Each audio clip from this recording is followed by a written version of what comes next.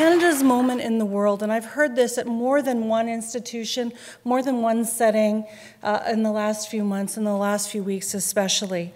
But I want to start the conversation with wondering why that is. Canada is absolutely one of the most beautiful places in the world, but I don't think that's news to anyone, particularly in this room.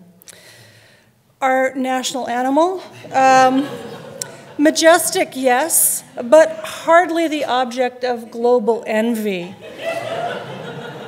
Our art, our architecture, our literature, our science and engineering have all received international recognition, but I don't think that's it either. It's our food and drink. Except that when I'm traveling, a lot of my friends who are not Canadians suggest that our cuisine is based on food that looks like it's mostly a dare.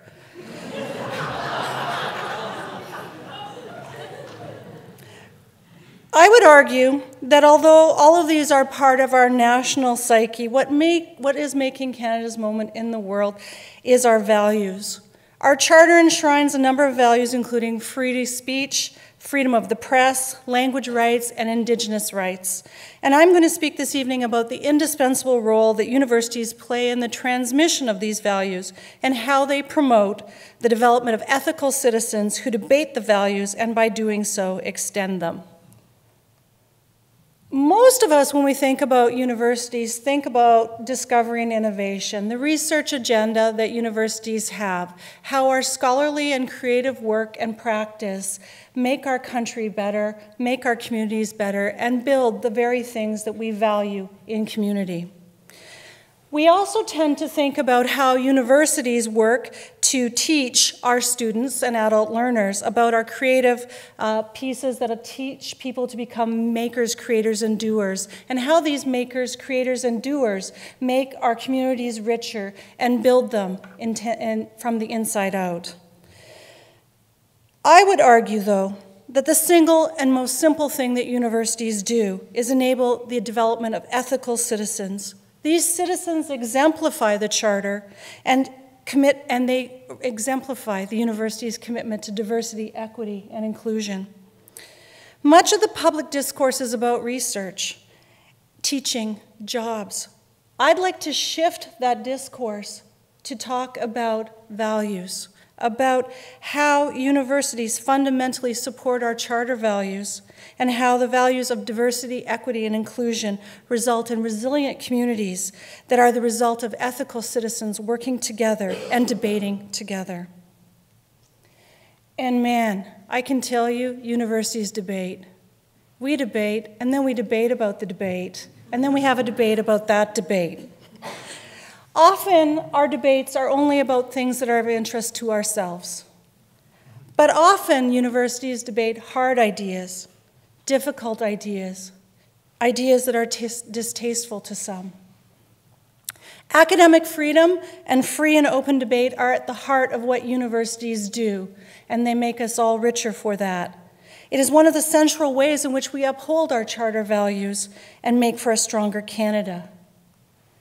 And we must protect our ability to engage in these conversations and protect the freedom of universities to engage in this research, scholarly work, and creative practice to challenge the status quo, regardless of whether we are uncomfortable with it or if it makes us squishy. That's a technical term. That these ideas inform our teaching is vital and allow us to inform our students about the points of disagreement among our communities, about the variety of viewpoints therein, and giving them the skills they need to make up their own minds and set their own tone for their own lives. But too often, universities and elsewhere, the respectful and civil discussion of difficult ideas is not reported, and instead the focus is on disruption, leading some people to think that free speech is under attack at universities. And maybe it is at some universities in some countries. I would suggest that this perspective is a misunderstanding resulting from the reporting of events and how we engage with the communities that surround us. Let's be honest, we live in a post-truth world, one that has a viewpoint that not only are people entitled to their opinions, but they're entitled to their own facts. Too often we judge debates by whom the pundits said won and how they fit with our own worldview. I know that I'm guilty of that. But this isn't a popularity contest, not in academia. One of the biggest challenges that have come and changes that come in society come from people who stand on the sidelines, who use their values to say, I think this is wrong, and I think we need to change. In academic debate, the value is not in winning or losing. It's in how you listen to others, how you format your argument, and how that argument may change the mind of other people and yourself. This is how the university supports the charter and builds communities, by providing a place like here tonight to have free and respectful exchange of ideas. Too often we see ad hominem attacks, appeals to populism and the like. In Jan Werner Muller's book, What is Populism?, he argues that people often use the argument of populism without defining it very well and using it as a term that loosely encapsulates an idea that evokes the idea that ordinary people are taking power back from elites. But too often, populism is used to devalue the rights of others to speak, to devalue the legitimate dissemination of ideas of others. This is contrary to the values of this institution, the values of Edmonton, and the values of Canada. I will say this, often I'm asked to give my own opinion about what is going on in political or social venues. I try not to.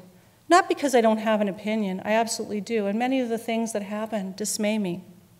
But because someone who's done quite a little bit of research in psychology over the years, I tend to know that an opinion as a president tends to stifle the opinions of others and not allow the kinds of discourse that I want to encourage to happen. I would respectfully posit, as well as you've seen tonight, there are many other scholars in our midst who are far better positioned to give opinions that are founded in their own research and scholarly work than myself. It's my job as the president to make sure they have that forum, to defend their right to do that research, and to ensure that they provide you with the information so that you can make up your own mind on these opinions and positions. That being said, unlike our neighbors to the south, Canada has laws about what constitutes hate speech. Hate speech, I'm not a legal scholar. Hate speech is that which promotes genocide or promotes hatred towards identifiable groups. Thus, universities must stand for the legal freedom of speech. Thus, I would argue, though, too, we need to understand that all distasteful and ideas that make us maybe uncomfortable or offend us may not actually cross the line into hate speech, and there will be times when universities have to engage in debate about those topics too. If these positions challenge preconceptions and move across disciplinary borders, so much the better. As sort of an offside comment, I think that the big challenges of today's society will require transdisciplinary approaches to do so. So these kinds of conversations actually move us in a direction that is also consistent with the values of a university. Finally, well, not quite finally, but however, we don't arrive at university with a full debate toolkit. I know that I sure don't have them some days. To engage with those who have very different perspectives and realities than we do, and to engage in conversations that are hard and challenging about sensitive topics, we need to use the opportunities we have at universities to educate our students and ourselves about ways in which we can engage others in these conversations so that we can fully examine them from all perspectives to come to a true Canadian perspective on them. The last thing I'd like to touch on, though, is I wonder sometimes if, as Canadians, we are too reserved to engage in the types of conversations I've said. I've been in too many meetings where they have been dominated by one viewpoint, only to find out afterwards that the majority viewpoint was not the same as that, and many people remained silent. Indeed, we have a number of examples globally where I suspect many people in the majority are silent and only a small minority of people are expressing an opinion.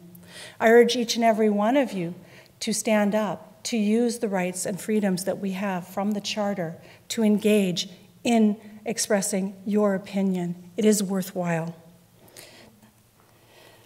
So if we are to remain strong and free as universities and communities, to advance the Canadian agenda and to remain in Canada's moment in the world, we need to ensure that universities are able to focus on free and respectful discourse about hard topics, allowing us to develop as ethical citizens and communities, which in my opinion is our most important job, and the results of which you've seen tonight. Thank you.